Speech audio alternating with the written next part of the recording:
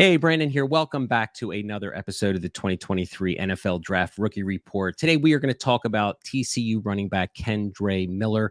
We're going to be talking about his 2022 film. We're going to be taking a look at his expected draft capital and put the crystal ball on, and we are going to take a look at his projected Dynasty future, hopefully to hit our Dynasty rosters. I'm joined today by my co-host doing these shows with me, Jason DiRienzo. He is a recent graduate of the Scouting Academy and co-founder of the Devy Watch. Jason, welcome back.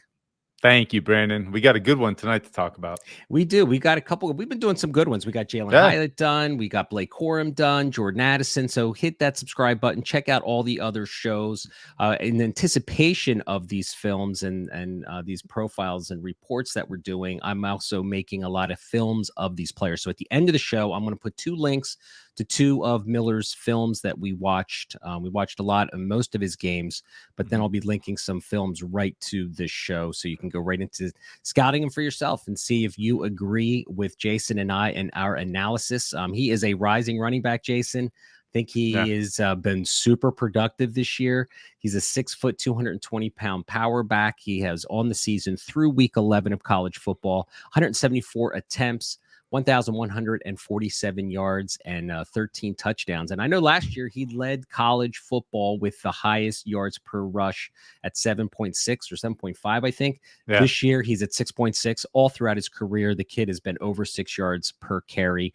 So let's dig into some stats here before we get into his scouting profile. I've sorted these stats, everyone, for running backs in college football who have 100 carries, as well as they're eligible for the 2023 draft class. So let's get right into it. So we first like to talk about, Jason and I, is his zone and gap usage at TCU. This year, he's been 122 zone runs as well as 69 gap runs, which is good. It adds a little versatility. He's running in both systems, which I think will be attractive to NFL teams and scouts. Yards after contact, the number that a lot of us in the Devy community, we look forward to. I know scouts probably look at that as well. We want guys that, really can get those additional yards after initial contact. He was 3.78, which ranked 14th of, again, through the sorting I did on PFF. Missed tackles forced, also another PFF stat, 54, ranked 9th. Elusive rating at a 124.7. He was ranked 11th in that. And overall run grade at PFF was 87.6. He ranked 9th. So he's up there in been a productive back at TCU. Any thoughts on those stats? No, it's actually, again, once again, it's just everything I've seen on film. He's hard to bring down and elusive, and we'll get into that. Yeah, I think that's, in my scouting notes, that's one of, I think, his best traits is the ability of guys kind of bouncing off him and his contact balance. So listen, so we go through these traits, guys. We've got 5 traits that we like to kind of talk about, break down. We're going to kind of rate each trait as we go through this scouting report. You can find this the details of the scouting report also on my Devy dashboard. It's a product that I sell, so reach out to me as well if that's something of interest to you. His vision and patience, Jason. I thought my overall thought process, what I like to do when I watch film, I like to, when he approaches the line of scrimmage, I like to pause the film and kind of look at it to see what maybe, without the all 22 angle, at least to kind of get an idea and vision of what he's seeing. I thought overall he really did well. I didn't see him bounce out a lot in his film. He seemed to really run through the tackles primarily. I thought, overall for a grade for me for vision, I thought was very good. His patience, I thought that he was good, especially when he had a pulling blocker. But I also felt that a lot of times he rushed plays. But I think overall, I thought his vision and patience was good. I mean, the guy's been a productive back, so he's got to have some above average vision and patience. Yeah, I thought his vision and patience was good as well. It's a couple times I saw him run into the back of his offensive lineman a little bit too anxious to get the play going. But at the same time, he does a great job of kind of following his lead blockers and allowing his blockers to set up into the second level. And he takes what's given to him. And I like that.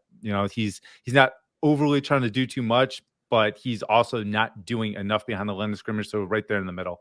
Yeah. So his, right in the middle, right? So his footwork and short area quickness. I think he's got quick feet. I think he changes his tempo when he runs, as soon as he gets through the line of scrimmage. I think, his short area quickness, I think, is good. What I really, really liked was his ability to change directions in the second level when and that goes back to a vision thing too. Actually, I really like when he breaks through that line of scrimmage, those additional yards that he gets, and he can create for himself with his vision and his subtle movements and quick feet to make guys miss without losing a lot of acceleration. Did you see the same thing? Saw the same exact thing, and I also like the fact that he can manipulate and use a nice spin move, and he does a nice stiff arm as well. So he's got an arsenal of ways that he can create after initial contact, and I like that a lot. Yeah, I thought I would give him above average grade on that as well. Yeah. His acceleration and speed. I think his initial burst and quickness through the line of scrimmage, I thought was really good. I have in here in my scouting notes, he's a bursty athlete. I don't think he has elite long speed, but he's deceptively fast. And I know people get hung up on 40 times, but for me personally, I think there's like a play speed and a 40 time speed. And I really like his play speed, especially getting through the initial line of scrimmage. He's not going to, I think, outrun a lot of defenders in the NFL, but I don't think that's going to be a liability in his game either. No, I don't think so either. And as a matter of fact, I look for more of the 10-yard, 20-yard split than I do even the 40 time when it comes to running backs. That initial quickness is what I want to see. If he gets chased down, I don't care. He's still got 20, 25 yards. Exactly. So what does it really matter? So the long speed, I agree with you. I think that initial acceleration, if he can get some synergy between what's between the ears and what he's seeing behind the line of scrimmage and use that acceleration to his advantage, we'll see a very special player.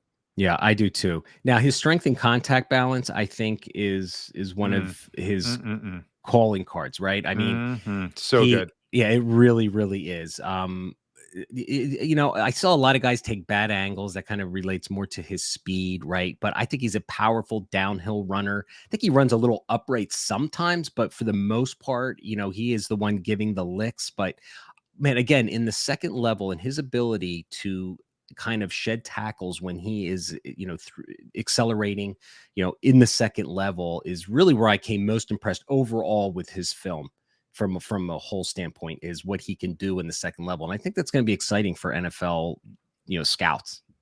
Yeah, the way he can just kind of stay up upon contact, does a great job of arm crawling. I'll call it, when even if he gets pulled down, he still crawls his way back up and gets initial yards. So he has that tenacious ability to want to get as many yards as possible and not go down on first contact, and that's a huge part of his game. And that's exactly what we want to see from a guy who has the size and just has that mental capacity to just overcome anything that's coming his way and want to stay up regardless of where he's getting tackled, whether it's a wrap tackle above or even at his feet. And I love that about his game. Yeah, I mean, it's just, I think it's an exceptional trait that he has. I think it's going to be one of his calling cards, is going to be run for those tough yards. Absolutely.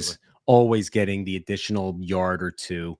I remember Cadillac Williams, from Auburn, was saying when he's scouting, that's the number one thing he looks for when he looks for backs coming to Auburn, is the guys that get that extra 1 or 2 yards. And he said NFL scouts do too. And I'll never kind of forget that, because obviously he played in the NFL and is a coach now.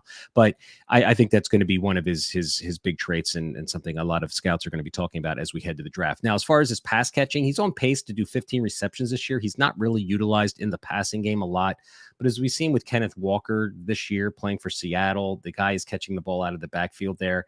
Yeah. Looks like a good pass catcher. Again, it's nothing. I think a lot of people for PPR, if he's not got a lot of production in college, it might knock him down. But I think the kid can catch the ball. He's used on screens and where most running backs are used. So I think overall, I think he's an exciting prospect from a scouting and player athletic profile. He's a riser, I think. I think Kuiper's now got him number 5 or 6. So I think he's a guy that before the season, not many people were on the radar with Kendre Miller being a draft. So let's kind of talk in, another thing too, is he's only 20 years old. That's huge. I think that's huge. He's going to be one of the youngest running backs coming out. So again, the teams that like that, Najee Harris came out, he was 22, maybe 23, something like that. A lot of people were knocking him. So this kid's got some fresh legs. He's been productive, but he's young and he's got a lot of play left. So let's talk about his draft capital and his fantasy protection, his production that we expect on our Dynasty rosters in the future. So NFL draft capital, All right. Is he a day 2 guy for you? In my thinking right now, I think he's a round 3, maybe round 4, but I'm thinking round 3 is where I see him being drafted. What are your thoughts on his We're draft going to capital? agree again. I see round 3 all day long for him. Mm-hmm. Yep. Okay. Rookie draft selection, I think he's going to be a round 2 guy. Again, if he gets one of those juicy landing spots, and if his, again, this is where, it's Thanksgiving time here. We're doing this show, right? So we've seen the film. We know what his production looks like on the field to get an idea of how he is as a player. But as we know, things can change as we lead up to the draft. I mean, I think he's going to be a round 2 rookie pick next year for us. However, depending on landing spot and the draft capital, let's say he gets early day 2 draft capital and really, gets up there. Where do you see him in rookie drafts getting picked? I actually see him at the back of the first, depending upon landing spot.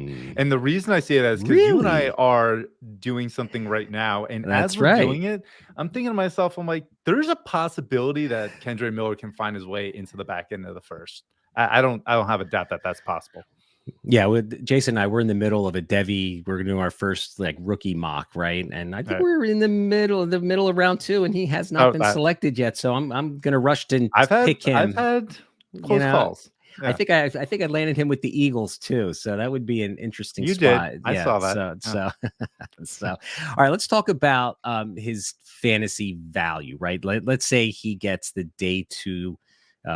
Early day 2 draft capital. Do you see him, if he lands in a spot, as we all know for running backs, it's all about opportunity, right? Do you see him being a guy like Dameon Pierce who might find himself in a good situation, who is given the rock early? Or do you think that he's going to be kind of drafted maybe as a good backup for maybe a team that has a running back already that might be wanting to kind of have him in the wings? I think kind of both. I think there might be a veteran on a roster and he gets drafted and he beats out that veteran because I think he has the capability to do so. Maybe not right away like Dameon Pierce and not have the immediate production cycle, but I think there's opportunity there for sure for him to be a starter at some point. Okay, so the best landing spots. All right. And, I'd like it from not, again, this is supposed to be fantasy driven, but I'm going to get a little personal. I put the Eagles, I thought, Miles Sanders, I don't know if they're going to have him next year. And watching that game against Washington last night I was ready to rip my head off that they don't run the ball more. So, but I don't know. I think the Eagles could pick him in the 2nd or 3rd round. I think I'd love to see him as an Eagle, like just a powerful inside power back. I just love that kind of football. Yeah, I think that's exactly what the Eagles are missing too. They have their Boston Scotts, and I think Miles Sanders is the biggest RB that they still have. Jordan Howard, I don't even know. It doesn't matter. No, I don't. Yeah, Kendre Miller, I like it. I think that would be a great fit. What is your landing spot? Yeah, I think the Chiefs would be a nice spot. I think he could be exactly what they wanted out of Clyde Edwards-Helaire at some point. He's got the size. He runs hard. I think he can be a dynamic pass catcher if asked to do that. So I think he's more than solid all around. I think he's just a good running back that needs opportunity. And once he gets it, I don't think he's going to look back. Yeah, I agree. So a player comp or, dynasty player comp. I had Antonio Gibson watching the Redskins. Now, listen, I'm not comping him to him in the passing game, but I see just a similar kind of size and build and traits. I like watching Gibson last night. He seemed to, get upfield quickly, physical back, falling for all those extra yards. Do you have a different comp? Keontae Ingram kind of stands out to me. I think Ingram's more of a prolific pass catcher based on what he was asked to do in college. Again, this is not Miller's fault that he has so many limited opportunities. At the same time, I think it's kind of the same path as well, where Ingram right now is on the Cardinals behind James Conner, who, seem to be doing pretty good. But at the same time, all it takes is an injury. And I think Ingram, now that, Benjamin's gone, we could see a little bit more of him. Kind of see the same kind of path from Kendre Miller if that's the kind of line that he falls into. Yeah, we talked about earlier. He might just, again, does he get that early opportunity? Is he going to have to wait a little bit? But I think he'll be worth the wait. I'd love to see Ingram get some run for the Cardinals because I'll tell you, I'm still enamored by that kid's freshman tape at Texas. I loved it, and it was so good. And I don't know what happened to him. So I actually think he was pretty decent at USC too. He was a pretty deep depth chart and became the guy. And that says a lot. Yeah. So there you guys have it. There's Kendre Miller, kind of his breakdown. We love him as a player. He's a big physical back. He needs a good opportunity, and I think he's going to be a sneaky kind of riser. I mean, do you think he going into the draft is going to end up being a top 5, 6 back? Where do you see him, like when it's all shaken out at the draft? What do you think? He will be for me. I don't know about the draft, but what we talked about with his play strength and contact balance and tenacity and just that that grit. I think teams are going to fall in love with that. And if he's not top 5, I'm having a hard time seeing who would be there if it's not him. So I think he will fall in line there. Sounds good. It should be exciting. I got a couple shares on my Devy rosters, so excited about. So there you guys got it. There's the show on Kendre Miller. I'm going to drop 2 films here for you to check out, and you can watch his full game films, not just the highlights, but every play, and see if you see what we see. So good player. If you got him on your Devy roster, good for you. A guy that you're probably going to want to target in your rookie drafts next year. Thanks for watching, everybody.